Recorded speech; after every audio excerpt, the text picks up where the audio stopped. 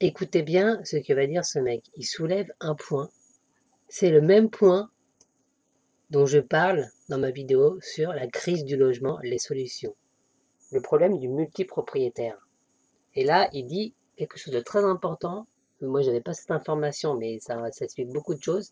C'est qu'on est passé de environ bientôt 3 millions de multipropriétaires et dans quelques années, on sera à 5 ou 6 millions de multipropriétaires. Et c'est là le problème. Et à mon avis, le Covid, là, il ne le dit pas lui, mais moi, c'est mon avis, de toute façon, c'est ce qui se passe. C'est que beaucoup pendant le Covid qui avaient de l'argent, au lieu de mettre en banque, les banques risquaient de couler, ils ont préféré acheter. Du coup, ils sont devenus multipropriétaires, d'où la flambée des prix. Le multipropriétarisme, ça devrait être interdit.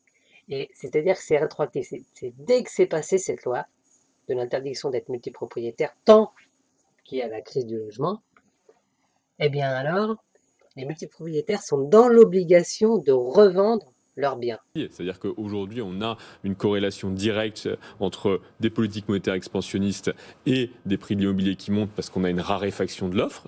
Encore une fois, l'immobilier n'est pas un produit rare par nature. On sait produire du mètre carré en quantité voulue. C'est juste qu'aujourd'hui, on a un schéma législatif et réglementaire qui empêche ou qui limite la production de ces biens, notamment là où les gens les veulent, c'est-à-dire dans les zones tendues et dans les zones métropolitaines. Donc on ne produit pas assez. Les politiques expansionnistes se traduisent par des capacités de crédit supplémentaires, notamment pour les ménages les plus aisés qui ont fait de l'épargne de précaution. Et donc vous avez un phénomène absolument aujourd'hui qui, pour moi, est la bombe sociale, qui est un phénomène d'accumulation patrimoniale sur une partie de la population. On sait que le taux de multipropriétaires en France est passé de 3 millions en l'an 2000 à 5 millions et peut-être 5 millions 5 dans les prochaines années. Pendant ce temps-là, il y a des ménages qui ne peuvent pas accéder à devenir primo-accédants. Et donc là, on a un fossé qui se creuse puisque c'est un fossé qui va durer sur plusieurs générations. J'ai toujours été beaucoup plus sensible aux inégalités de patrimoine qu'aux inégalités de revenus, tout simplement parce que les inégalités de revenus, elles finissent par se corriger lorsqu'une personne n'est plus là. Une inégalité de patrimoine, elle se transmet de génération en génération. Et aujourd'hui, via la dette, et notamment en France, qui, je rappelle, est le paradis de l'endettement. Il n'y a aucun pays au monde où on peut s'endetter aussi facilement qu'en France. On s'endette sur 100% du prix des actifs, on s'endette à moins de 1% sur 25 ou 30 ans et sans révision de taux. Dans tous les autres pays, sauf l'Allemagne, il y a des mécanismes qui font que vous révisez les taux, vous ne pouvez pas vous endetter sur 100%, les durées peuvent être parfois plus.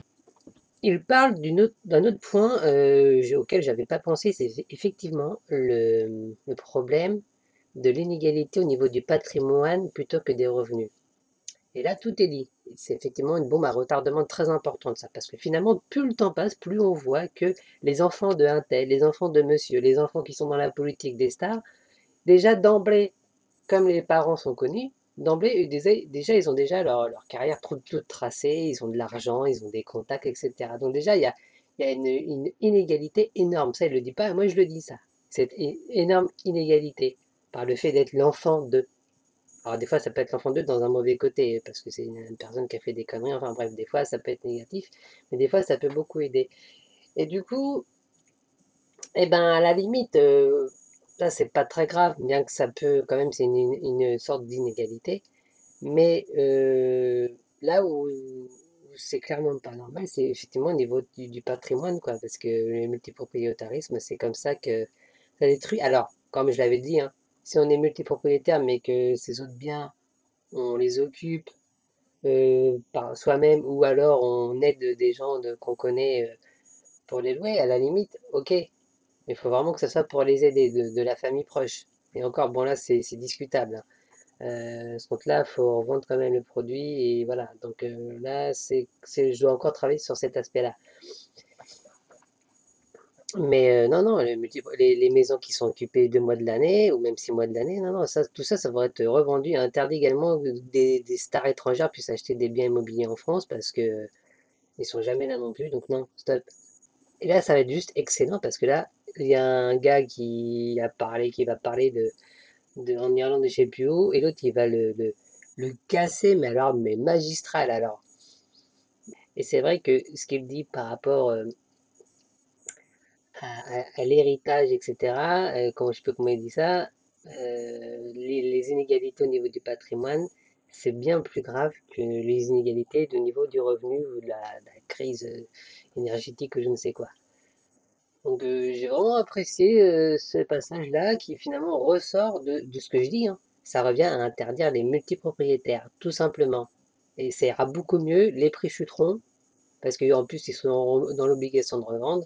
Et l'État, au passage, pourra récupérer pas mal d'argent afin d'aider ceux qui sont dans la difficulté. Tout ira beaucoup mieux au niveau du logement. Courte. Je suis désolé, je me permets de vous interrompre, mais pour avoir vécu en Irlande, alors peut-être qu'ils ont corrigé ça depuis, mais quand je vivais en Irlande dans les années 2000, Ouais, alors en après, matière de paradis d'endettement, Alors, ils ont connu une petite chose qui s'appelle la grande crise financière. Ils ont un petit peu corrigé le tir depuis. Mais je sais pas, vous irez voir, mais vous quand irez on voir voit si les taux sont les mêmes. prix immobiliers et les Il conditions faut de crédit 20% depuis, d'apport en Irlande aujourd'hui pour emprunter. Donc peut-être que vous avez vécu il y a 20 ans, mais dans ce cas-là, je vous propose non d'y pas aller. il y a 20 ans, Bon, je vous dans propose d'y les aller années 2000. maintenant. Vous verrez, il faut 20% d'apport. Donc si Bon. vous avez des commentaires à faire, essayez de les faire à jour, s'il vous plaît.